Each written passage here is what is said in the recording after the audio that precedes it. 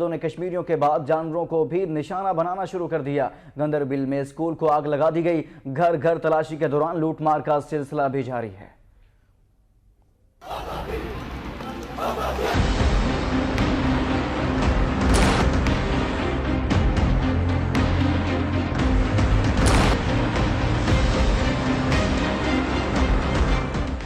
مقبوضہ کشمیر میں نہتے اور مظلوم کشمیریوں کے قتل عام کا سلسلہ جاری ہے۔ ہر گزرتا دن ظلم کی ایک نئی داستان چھوڑ جاتا ہے۔ 8 جولائی اور پھر اوڑی حملے کے بعد شروع ہونے والے مظالم کے نئے سلسلے نے کشمیریوں پر زندگی تنگ کر دی۔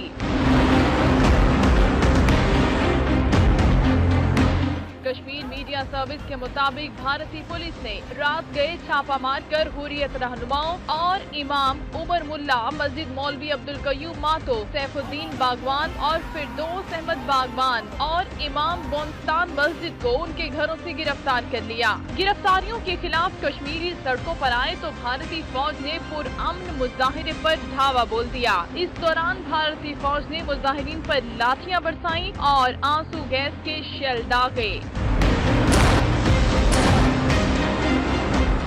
بھارتی دہشت گردوں نے کشمیریوں کے جانوروں کو بھی نہ بخشا۔ کولگام میں بھارتی فوج نے گھوڑوں کے ریوڑ پر ٹرک دوڑا دیے، جس کے نتیجے میں 13 گھوڑے ہلاک ہو گئے۔ گندربل میں اسکول کو آگ لگا دی گئی۔